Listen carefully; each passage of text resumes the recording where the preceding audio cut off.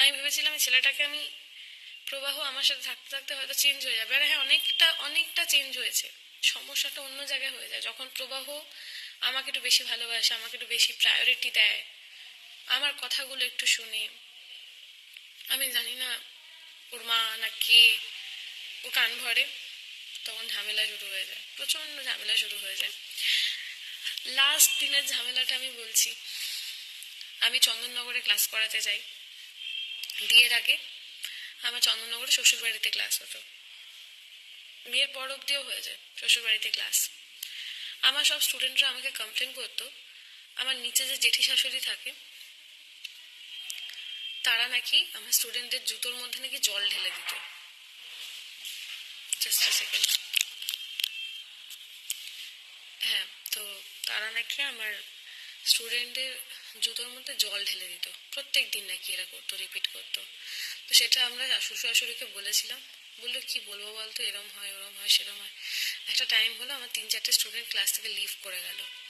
বেশিরভাগ স্টুডেন্ট বললো তুমি অন্য জায়গা দেখো, এখানে ক্লাস করবো না, পোষাচ্ছে না। কেন জুতো সেই নিচে সিঁড়ির মুখে খুলতে হয়, আর প্রত্যেক দিন জুতো ভেজা থাকে।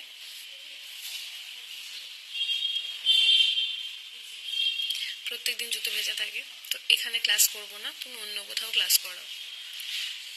তার মধ্যে অগাস্টের এই ঝামেলা হয়ে যায়।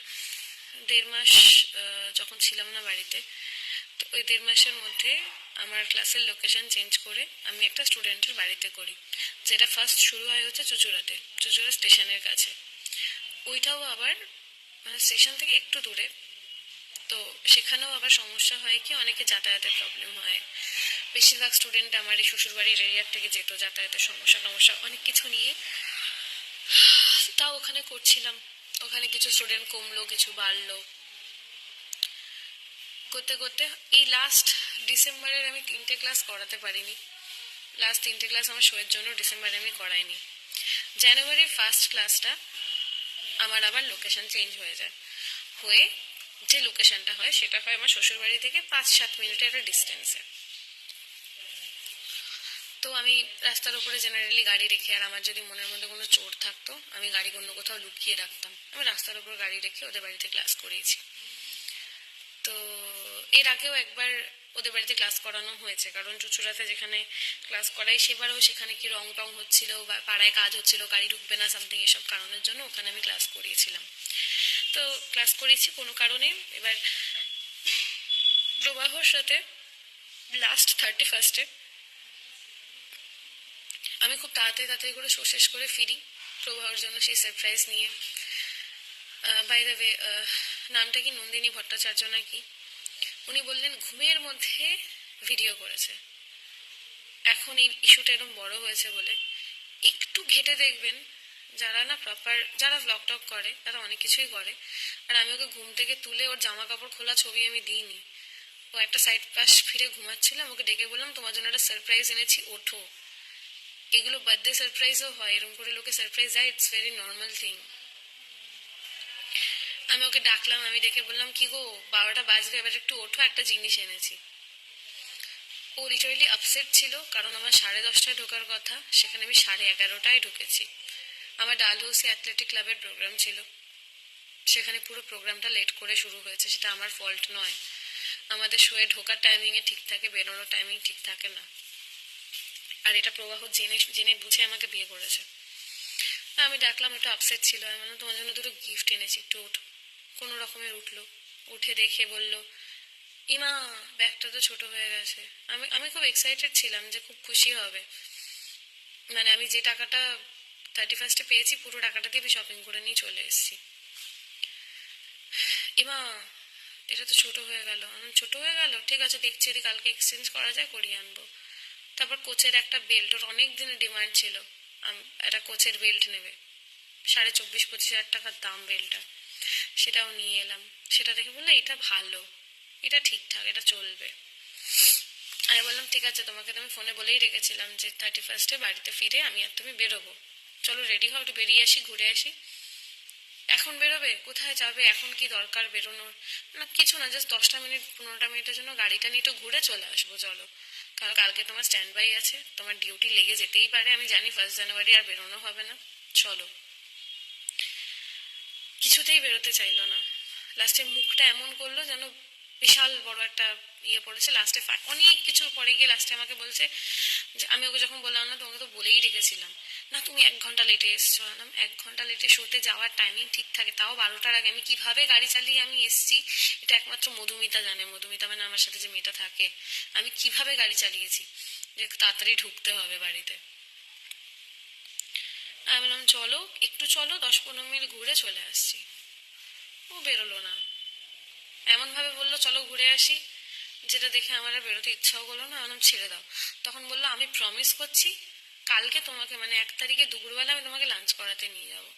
আমি জানতাম এটাও হবে না, কারণ 1 তারিখে ও সারাদিন স্ট্যান্ড বাই ছিল, ডিউটি লাগাতেই পারে।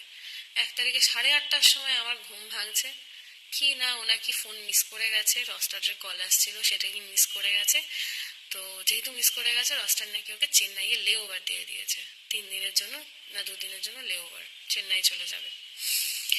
সমস্যাটা অন্য জায়গায়। সমস্যাটা হচ্ছে আমার যদি 2-3 দিন 4 দিন পর পর কাজ থাকে, সেটা নিয়ে বাড়িতে বিশাল বড় ইস্যু হয়ে যায়। ছেলে একা থাকে, ছেলে যদি 1 মাস বাইরে কাজ থাকে সেটা কোনো ইস্যু নয়, কারণ সে তো ছেলে, তার কাজ থাকতেই পারে। আর প্রবাহ নর্মালি রিয়াক্ট করে না। আমি প্রবাহর কথা 1 বছর বিয়ে হয়েছে তার আগে থেকে তো চিনি। প্রবাহ কতদূর কি কথা বলতে পারে আমার জানা রয়েছে, প্রবাহকে দিয়ে কথাগুলো বলানো হয়। তো যাই হোক, 1 বছর, এই 1-1.5 বছরে আমাদের যখনই ঝামেলা হয়েছে, ঝামেলার কারণ একটা, আমার মা কিন্তু ওই অগাস্টের পর থেকে আমার মা আমার ফ্ল্যাটেই উঠতো না। খুব বেশি হলে পাপাইদা গিয়ে ব্যাগটা দিয়ে আসতো, মা নিচে গাড়িটা ওয়েট করতো, আমি রেডি হতাম, আমি নেমে চলে আসতাম। প্রবাহ কোনোদিন বলেনি যে মাকে উপরে ডাকো, বসুক, কোনো দিন না। যেদিনকে নিউ ইয়ারের রাত, প্রবাহর বাবা মা ফোন করলো প্রবাহকে, না প্রবাহ ফোন করলো, হ্যাপি নিউ ইয়ার মা বাবা। আমিও ততক্ষণে আমার মাকে ফোন করলাম যে মা বাবা কোথায়, বললো ঘুমিয়ে গেছে।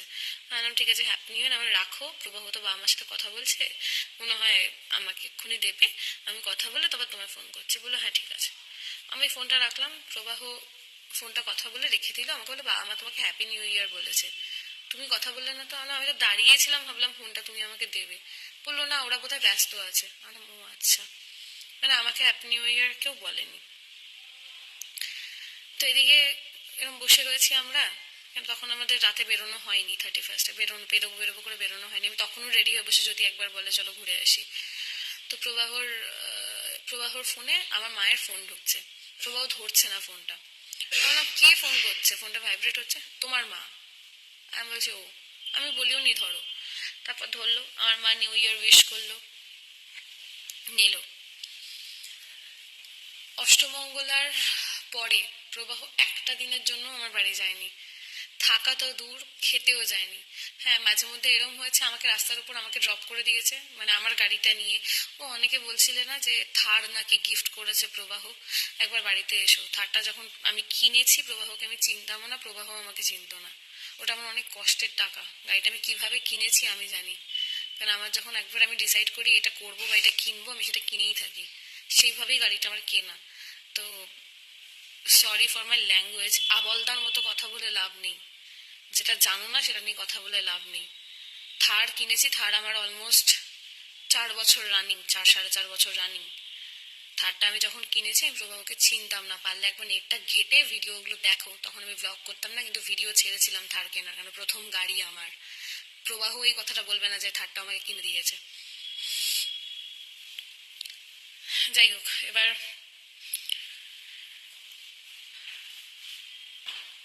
কি বলছিলাম পুরো ভুলে গেলাম। হ্যাঁ, তো এরকম অনেক অনেক সময় এরকম হয়েছে যে প্রবাহ গাড়ি নিয়ে গিয়ে, আমার গাড়িটাই চালাতো, গাড়িটা নিয়ে গিয়ে আমাকে রাস্তার ওপর মানে আমাকে চালটা তারা নামিয়ে দিল। আর বাবা ডাকলো এসো বাড়িতে, না গো তারা আছে আজকে যাব না, আমাকে নামিয়ে দিয়ে চলে যেত। কিন্তু প্রবাহর বক্তব্য, যেহেতু আমি বৌমা, আমি সামনে থেকে ঘুরে যেতে পারবো না, আমাকে বাড়ি যেতে হবে, সবার হাতে পা ধরে প্রণাম করতে হবে, সে আমার সাথে ধূর্ছাই ব্যবহার যে যাই করুক না কেন, আমাকে মানে গলবস্ত্র হয়ে তাদের সাথে কথা বলতে হবে।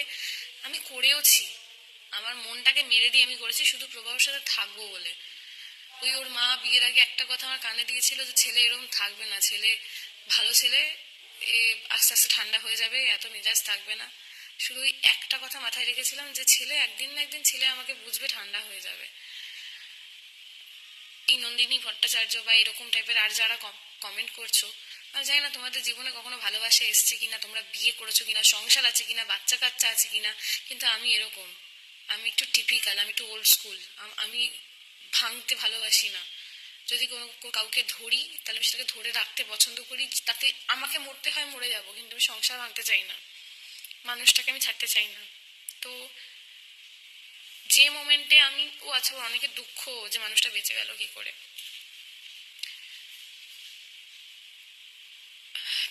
আমি দেখাচ্ছি একটা একটা জিনিস আমার দেখানো দরকার, দাঁড়াও।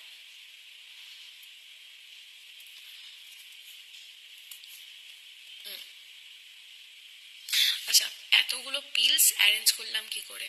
আমি জানো মরবো মরবো করে কবে থেকে মানে ট্রায়াল দিচ্ছি, মানে ভাবছি। যে মোমেন্টে আমাকে ঘর থেকে বের করে দেওয়া হয়েছিল, প্রবাহ কোনো কথা বলেনি, প্রবাহ বলেছিল হ্যাঁ বেরিয়ে যাও।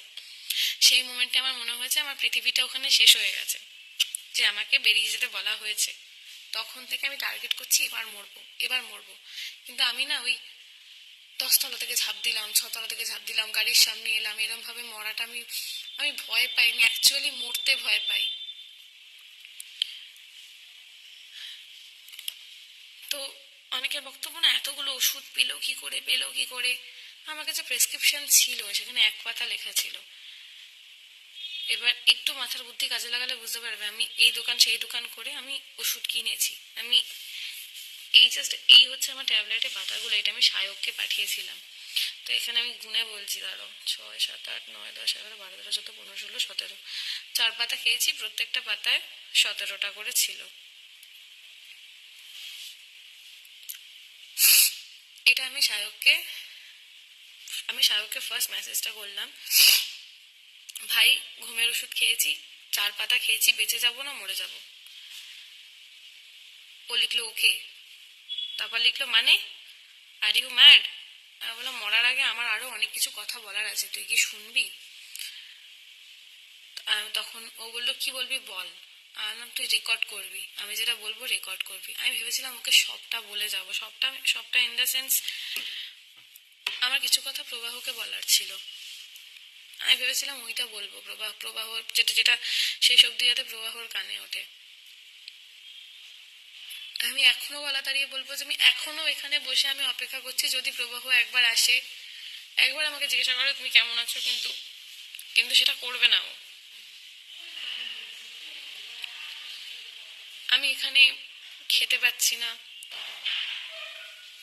আমার ওই 17 × 4 কত হয়, 68, 78টা মেবি বলছিল, 68টা ট্যাবলেট। অনেকের দুঃখ 68টা ট্যাবলেট খেয়ে বেঁচে গেল কি করে, আমিও জানি না আমি কি করে বেঁচে গেলাম। আমাকে মধু কতক্ষণে মধু আমাকে সেই সাঁতরাগাছির হসপিটালে ঢুকিয়েছে। ইভেন আমি ট্যাবলেট খেয়ে যখন আমি খেয়েছি তখন আমি কোলাঘাট ক্রস করে গেছি, তখন আমি ট্যাবলেট খেয়েছি, কোলাঘাটে খাওয়া দাওয়া করেছি। তারপরে